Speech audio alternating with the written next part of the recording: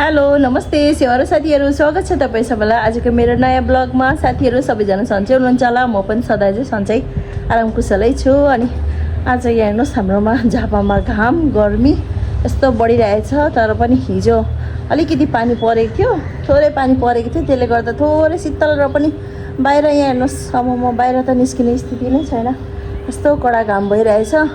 अब भरे अलिक बादल लाग्दैछ, बेलुका पानी पर्ने हो कि के हो। अहिले चाहिँ पुरा गर्मी भइरहेछ साथीहरू। अनि हामी चाहिँ यहाँनिर यतिकै बसेर अब एकछिन आराम गरेर उठिसकेको छौँ। अनि अब साथीहरू आउँदैछ, आज चाहिँ घरमा मेरो साथी आउँदैछ अप्सु, अनि भान्जी पनि आउँदैछ। अनि एकछिन बसेर गफसफ गर्ने हो। यहाँ हेर्नुहोस् यहाँको गर्मी, बेल पाकेर यहाँ हेर्नुहोस् है साथीहरू, बेल पाक्दैछ। यहाँको अस्ति यहाँ मधुमक्खीको छत्ता थियो, त्यो निकाल्यो। यो मौरीले गर्दाखेरि हाम्रो मौरी पनि उडाइदियो, सबै उडाइदियो, खाइदियो। म चाहिँ यहाँ लुगा उठाउन जाँदैछु माथि छतमा।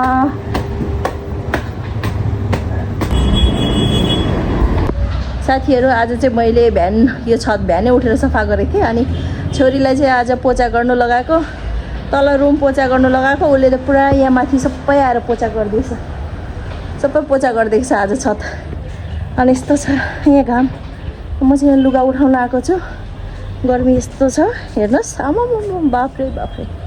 ल झापाको घाममा चाहिँ अन्डा सेकाउँदा पनि अन्डा पनि पाक्छ है साथीहरू। यस्तो गर्मी छ, यसको भुइँ छुन सकिने छैन। हेर्नु यस्तो तातो छ यहाँ हाम्रो यो उसको बोट, यो चिकुको पेड हो। अनि यसमा यहाँ छेउमा आउँदा चाहिँ यस्तो मिठो खुसबु आउँछ छतमा आउँदाखेरि साथीहरू। यसको खुसबु रहेछ क्या, के को भनेको त यसको खुसबु रहेछ। यहाँ फल लाग्दैछ, यति धेरै फुल फुलेको छ नि। अब के भन्छ यसलाई, सफाटा के भन्छ खै थाहा भएन मलाई। हामी त चिकुको बोट भन्छौँ। अनि यहाँ आममा चाहिँ यति धेरै फुल लाग्छ साथीहरू, फल पनि लाग्छ, तर यो अडिने होइन, यति धेरै ऊ भन्छ। हेर्नुहोस् न यो आम, यति बेला हो यसको फुल लाग्ने सिजन। यहाँ हेर्नुहोस् न यो फुल यस्तो धेरै लागेको छ, तर अडिँदैन होला। यहाँ अस्तिको कडा घामले गर्दा मेरो यो अम्बकको बोटको सबै पत्ताहरू यस्तो साह्रो सुक्यो। हेर्नुहोस् त कस्तो कडा घाम लागेको रहेछ। अनि मैले अहिले यसलाई यता शीतलमा सारेको छु। यहाँ बल्ल बल्ल दुईवटा अम्बक फल्दै थियो, कहाँ पो गयो अम्बक पनि फलेको, देख्दैन त हौ। यहाँनिर फलेको रहेछ, यहाँ अम्बक बल्ल बल्ल फल्दै थियो। त्यही माथि यहाँ घामले, यस्तो कडा घाम सबै पत्ता नै सखा पारिदियो। पर पनि फल्दैछ, यहाँ पनि फल्दै रहेछ। होइन उताबाट त देखियो त हो, यताबाट देखिँदैन त। ए अच्छा यहाँबाट रहेछ, यहाँ पनि फल्दैछ। आज छत सफा भइरहेछ, छोरीले पुरा पोचा गरिदिइरहेछ। यहाँ हेर्नुहोस् यहाँ ड्र्यागन फ्रुट यहाँ लागेको छ दुईवटा, यहाँबाट हेर्नुहोस् दुईवटा लागिरहेछ। यो छत यो बाटोकोले गर्दाखेरि लाइन यस्तो छ। आज बजारको दिन, गर्मीले गर्दा मान्छे हिँडेको छैन।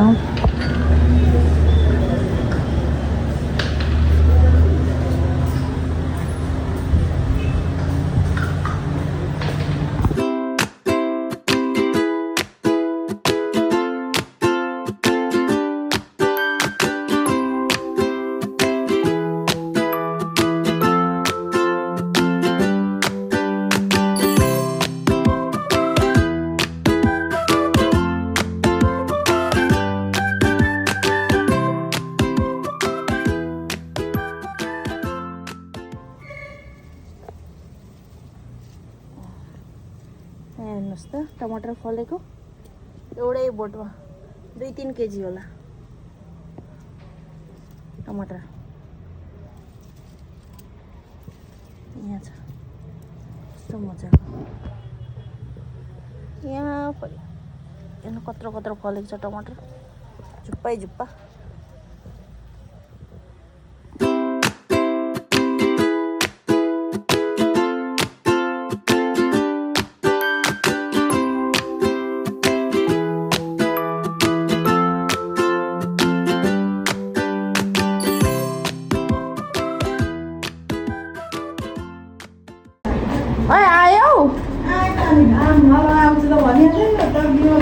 उनीहरूले गदाएर आउनु पर्ने छ रिसाउँदै पो आउँछ त कोही रमा आएन हो र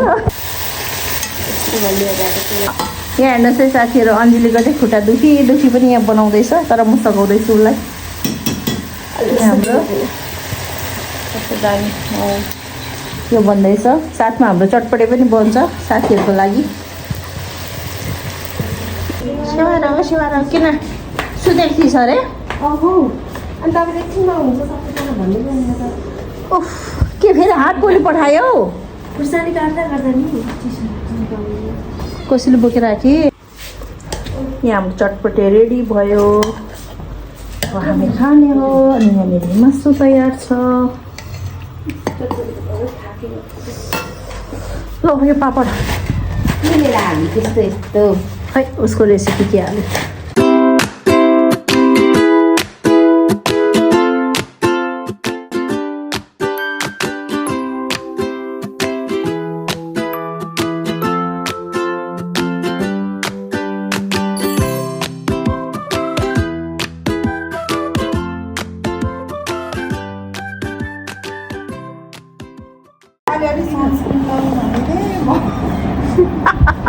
सनस्क्रिन यो यता दिदीको ल बाई बाई बाई अब त्यसो नगर्नु यो सूर्यमुखी फुल पनि साँच्चै यति लामो यति अग्लोमा फुलेको त मैले अहिलेसम्म देखेको थिइनँ वर्षा यस्तो मुन्नीदेखि माथिसम्म गर्नु न उसको उसले भनेको होला नि जसले जे गर मलाई माथि नै यस्तो चढेर गर भनेर होला नि त यत्रो यो त उयो होला हौ हाइब्रिड यो खै हो कहाँको पहाडको बिउ हो फेरि कतिवटा रोपेको थिएँ ठिकै त्यत्रोमा हुन्छ हौ होइन यो त अस्ति नै मलजल धेरै पाएर होला हौ हेर न फिल्टर हालेर हुन्छ हौ दिदीले फिल्टर हाल्नुहुन्छ